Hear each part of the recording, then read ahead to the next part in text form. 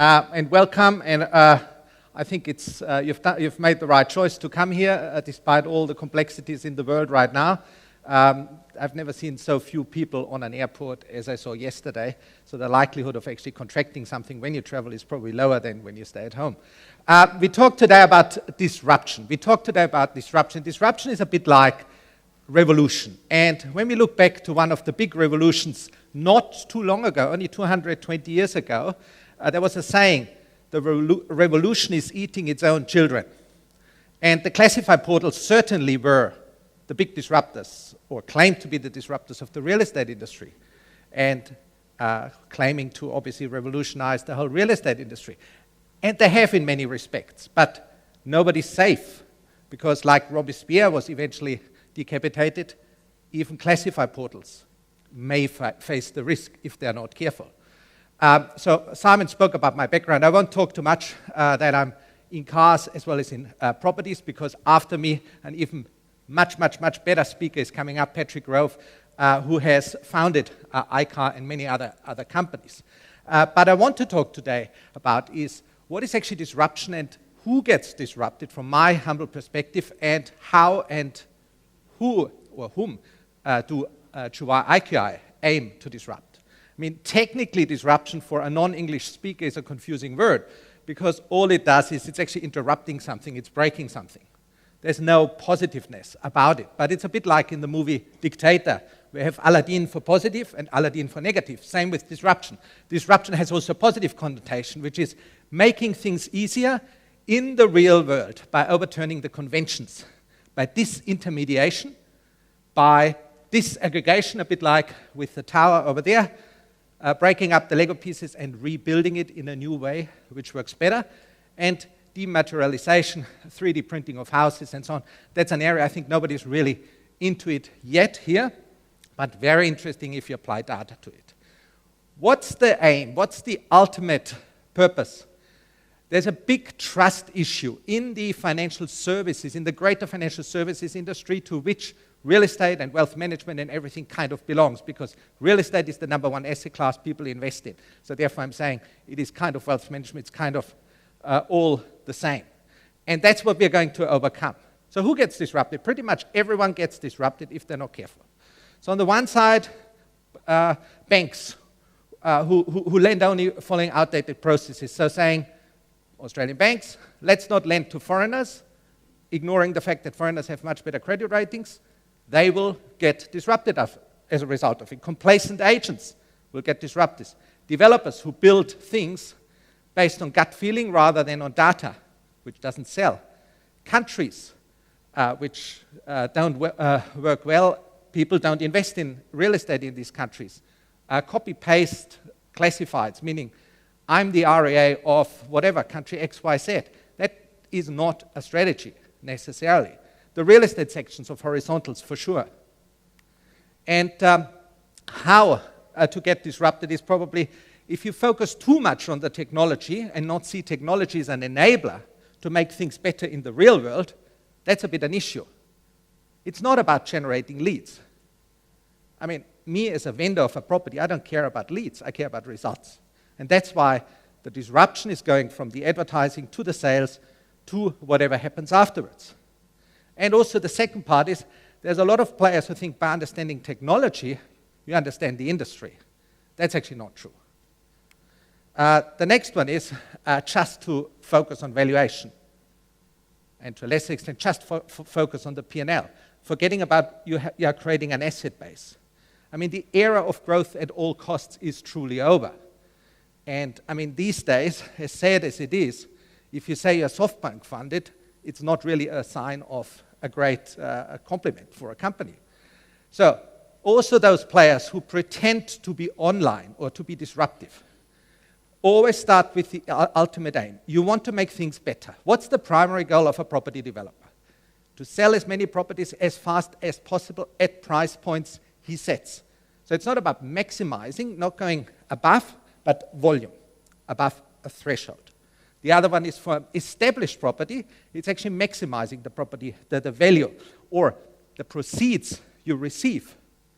And for a rental property, it's really like shares, maximizing the stream of income and the capital growth. It's like wealth management. Now, especially the second point gets often misunderstood. There's many players out there who say, we save commission. That's nice on an established property sale, but doesn't solve the problem, because I, as a vendor, want my maximum price. I don't want to save on a transaction cost. It's like selling a company. You don't go to a no-name bank, which charges you 1%. You go to a better bank who gets a better outcome, which charges you 3%, because you're interested in the net proceeds. Number 5, being lazy or being forced to be lazy. I think Malcolm just mentioned Rightmove as an example. I'm not saying Rightmove is lazy, but it's kind of trapped. A bit similar to REA, it's a bit trapped. 75% of the income from real estate agents. How can you disrupt the real estate industry?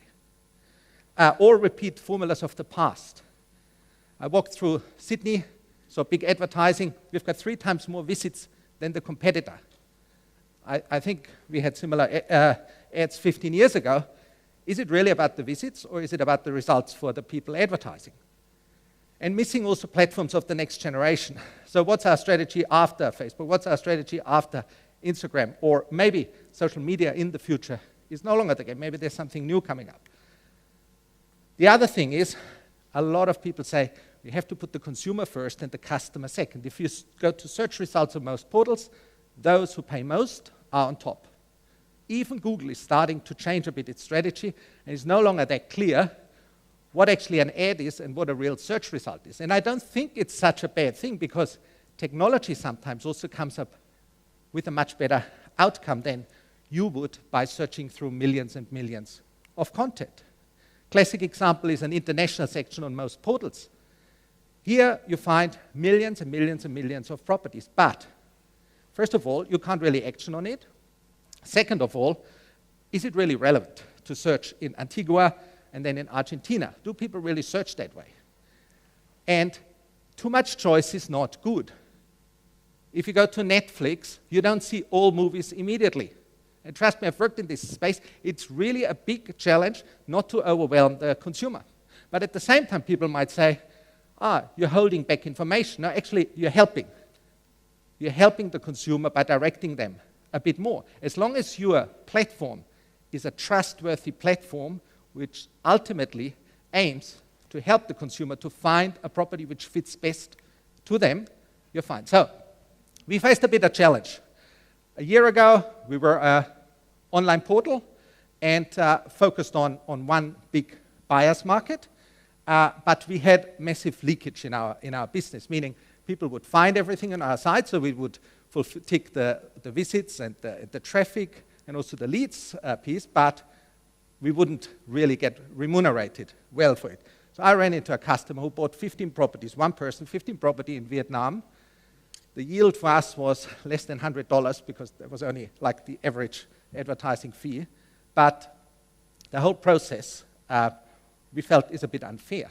Also, we also saw that people in all these different markets across Asia find it hard to participate in the global real estate game and find it hard to find one good platform where they can really compare and build something up. Now, why Asia? Because Asia is big. I mean, you've arrived in Bangkok yesterday. You filled out the landing card. And when you filled out the landing card, you might have noticed the landing card is in Thai, the landing card is in Chinese, and the landing card is in Indian. And the fourth language is English. So it's 3 Asian languages, 1 Western language. The world has really, really shifted. I mean, half of the demand is in these Asian markets. That's why we have also focused very much on the Asian market. So we've extended it from pure China to really all of Asia. And we've merged with a specific, and I'll introduce later what they do, property business. Real estate is the number 1 asset class. So edit real estate together is 200 trillion. It's 3 times more than the GDPs of a year of all the countries in the world. So real estate is a massive asset class out there. And it's certainly the number 1 asset class also for people to invest in. Now, talking a bit more about the shift towards Asia. These are the search results for the most real estate searched inquiries from China, China being the biggest buyer market. So what you can see is that 3 Asian countries on it, and the rest is mostly Western countries. How do you think this picture looks today? So I will use green for countries which have moved up in the ranking, and I move red for countries which move down in the ranking, and blue for the lucky ones who kind of always stay there because they're kind of unique. So as you see, the picture is now that most countries in the Western world have dropped. A lot of countries in the Asian world have come in, and Australia kind of being kind of almost in Asia, kind of retained its strong position. And that's something which is something we need to cater for. So if you think about the unique buyers, this is not leads, the unique buyer inquiries which we get on our site, the dark red is the inquiries into Asian countries, and the lighter red is into non-Asian countries for non-Asian properties. You can see, A, it's growing, and B, the Asia demand is really growing. And why? Well, migration, investment, education, retirement. The interesting thing, when you go down to the country level, it changes. It changes so much, and it's a massive opportunity for all these online players like us, because from one week to another, from one day to another, the demand shifts. If the Malaysian Prime Minister resigns and then gets reappointed, shifts the demand immediately within a day. If Australia puts up education barriers for people to return back from China, from Chinese New Year into Australia, we already saw a shift of education leads to Canada, because Canada was a bit more liberal. Now, there were new ways found on how to get around this travel piece, so it's actually back to Australia. When you go global, there's a lot of hurdles. You need to try to understand the different cultures. Cultural barriers are more eminent and imminent than we think. So these are barriers about what is good practice, what do people focus on, and then also technology barriers of some countries use firewalls very actively.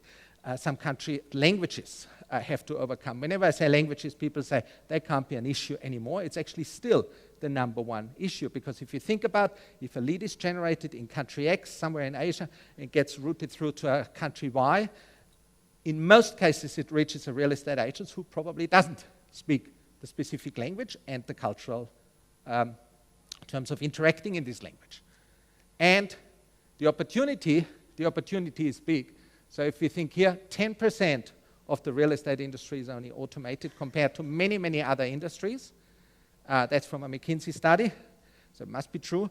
And so from that perspective, what I'm saying is this is a place to be. It ticks all the boxes. So for us in JUWAI IQI, we aim to be truly global. So whatever we do, we always look about, is this really a global decision or is this a regional decision? Embrace technology to the maximum extent. We fully acknowledge we are not the best in technology, but we fully acknowledge that every dollar invested, probably 80%, 90% should go into technology going forward. And we want to use the technology to come up with really quality branded real estate content, meaning helping identify quality over not so quality. So what we have done is JUWAI and IQI have merged. IQI is a project marketing type of company. So it's a real estate company, but focused specifically on new project sales. It's fairly large already and is growing very fast, and it is mainly Asia. So it was founded in UAE and Malaysia. And what we are offering is an end-to-end service, from advertising to selling to the management of the properties using these mobile applications which include the key to the property, etc. Now, that's in Asia, but also for other countries, we work very much with other partners. We face similar challenges than most of those which were mentioned. For us, the key thing is we don't face a conflict as much with agents, us going into agency business, because our customers are the developers. That's the key thing. Ultimately, the customer is the developer. We shouldn't forget that. In most cases, and actually in the established market, it is actually the vendor, it's not the agent. Even if the agent in a few markets pretends to pay the fee, in the end, they get the money from the vendor anyhow. So I've got a very, very large PR engine, which is very, very important. We get asked to pretty much everything. So for whatever reason, I'm the coronavirus real estate expert for the last couple of weeks. Even tomorrow I've got an interview and one Chinese TV and whatever. So everybody thinks, because you're an online company, you know everything. And that obviously goes down well when you have an inflated ego like myself. The other one is the power of technology. Technology is really, really important. We've structured the website slightly different now.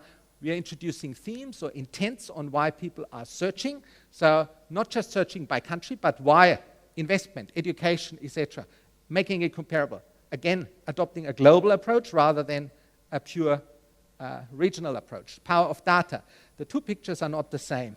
So what you have here is, on here, you have got the inquiries for Japanese properties, and here for Malaysian properties, in which provinces of China, being the biggest buyer markets, the demand is. What this allows you is, and there's far further information, is really pinpoint the demand and save advertising dollars, because nobody can advertise really into China. It's too big. You can't say you advertise everywhere in China, so you always have to select, and you don't want to invest your money where no demand is.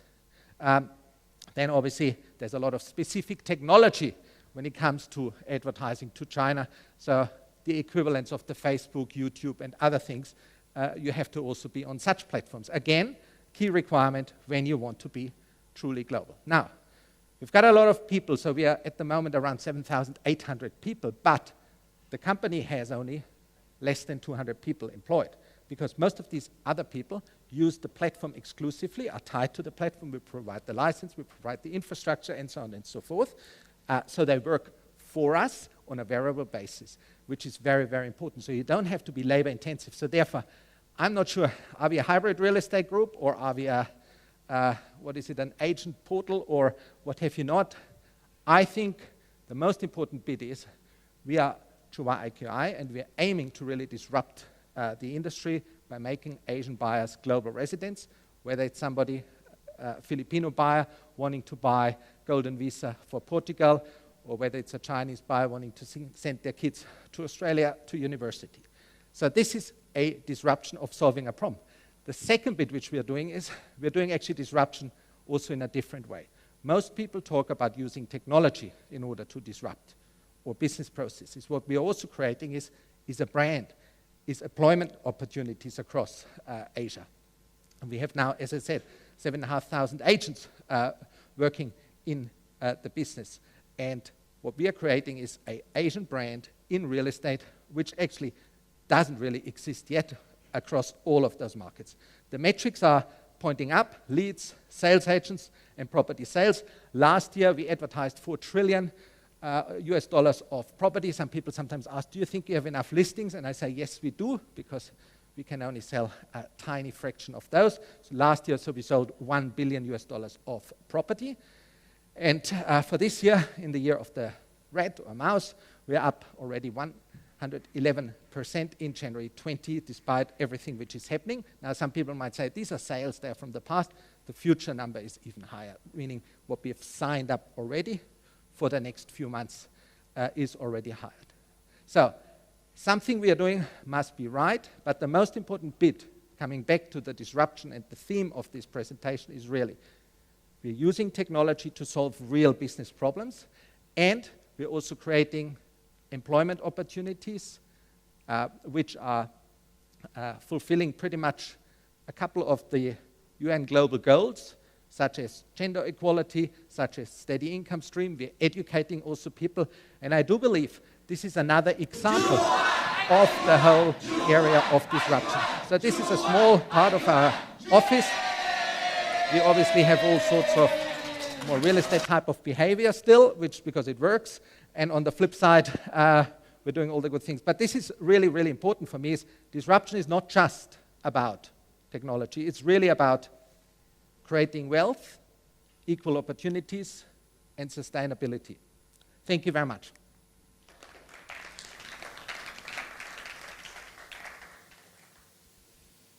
Thanks for that. You guys got me up. Thank you very much. Thank you for that. Fantastic stuff as always. Why are the Western countries dropping off this list, and why are the Asian countries moving up? It's pretty much depending on a few countries. So factors include trade war. So the US suffered a lot from the trade war. Second bit is Australia suffered a bit from stamp duties targeting foreigners, but is coming back. But then It's also linked to the investments of Chinese companies and other companies into the Southeast Asian markets and in other markets. And when you invest in industry, you also invest in property. So it's probably more a reality of wealth also growing in these markets and people buying more local. Okay, so it's clear how you monetize the developer market. How do you target the second-hand market? How we target the second-hand market. So for us, the second-hand market at the moment is pretty much very similar to the primary market. Is a commission model. So across the Southeast Asian countries. So meaning we sell the property literally, and we also take online subscription revenue for the advertising.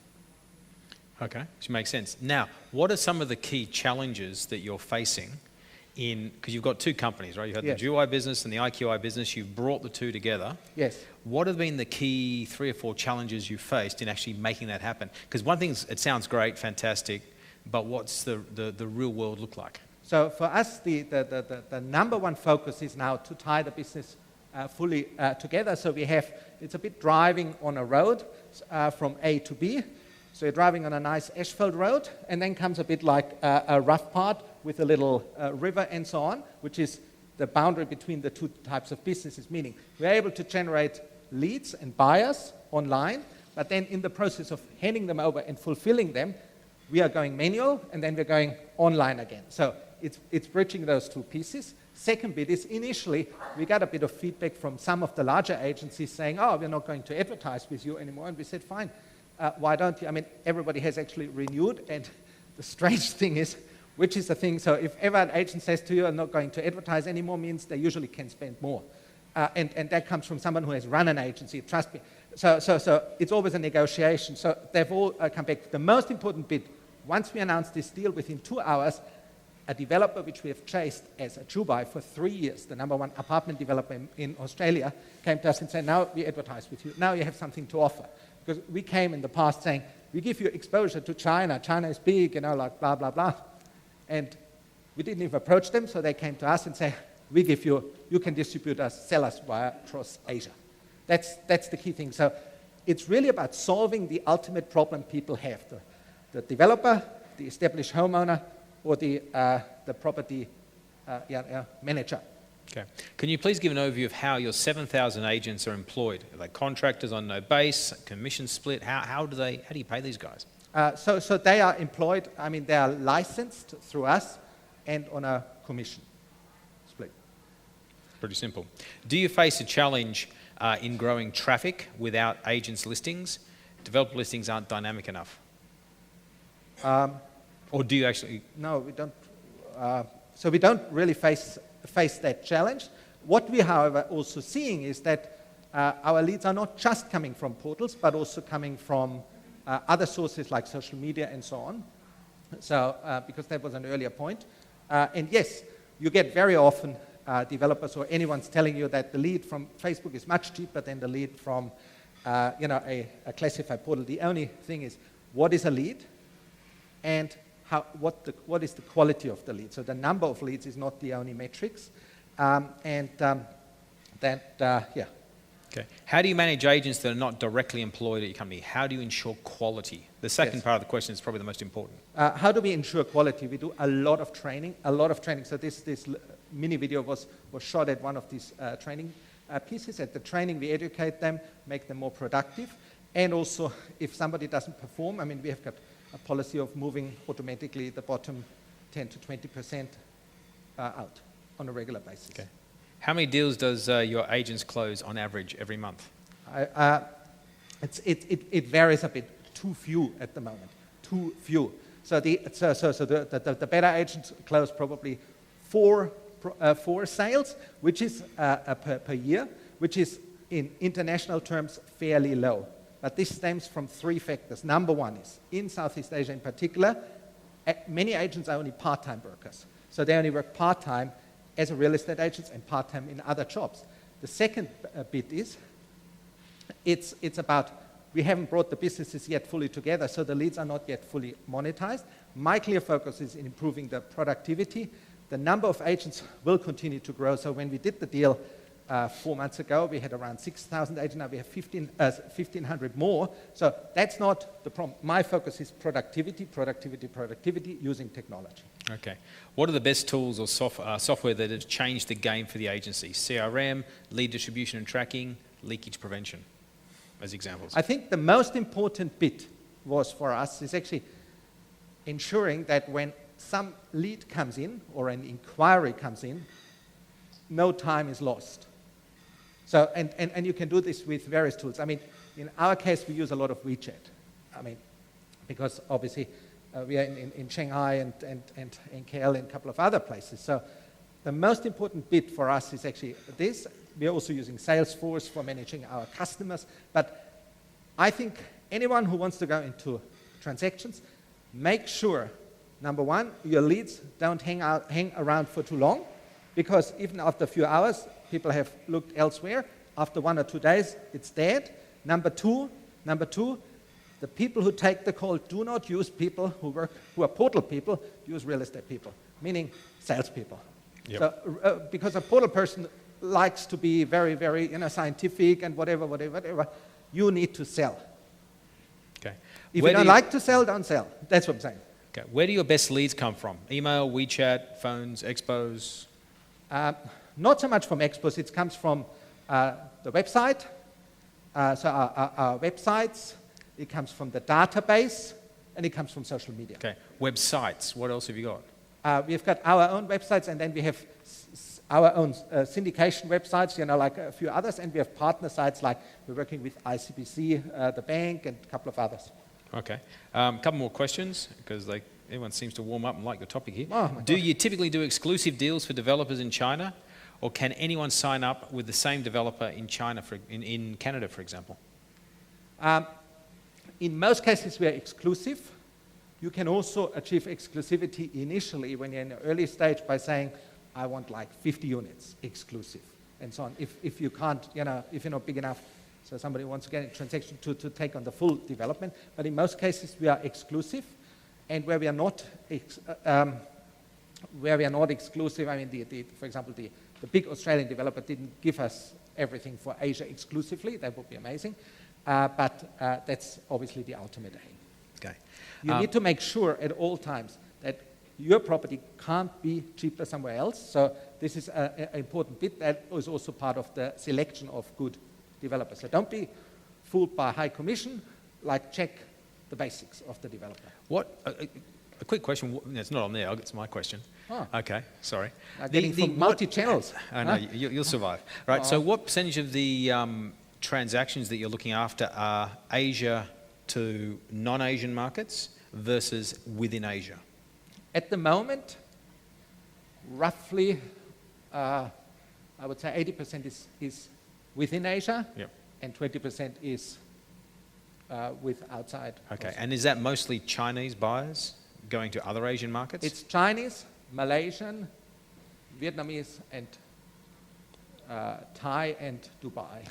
Okay. A couple more questions, then we'll call it quits. What's the biggest pain in a developer's commission business model? Long payment cycles, bad debts, and what are the best things you have done to improve this? Well, yes.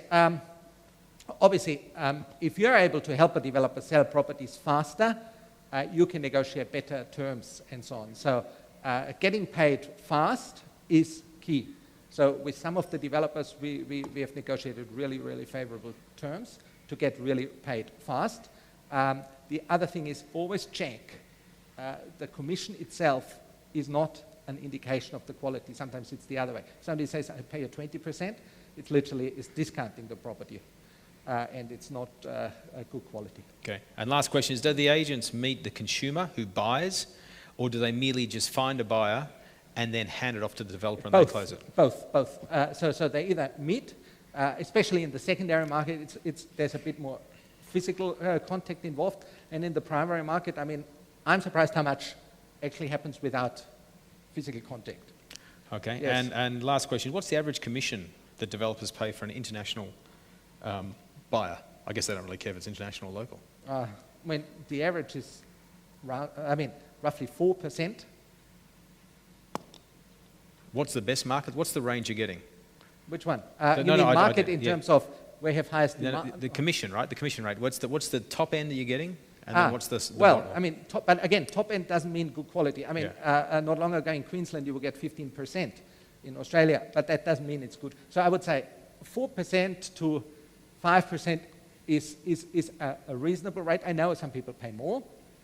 How you can negotiate is also if you sell faster, then you can get extra and so on. But what you want to ensure is you want to ensure you have got good quality property on your site, because you do not want to, because this damages. Okay, fantastic. Georg, thank you very much. Thank you very much, Okay, Simon. excellent. Always fantastic to have you here.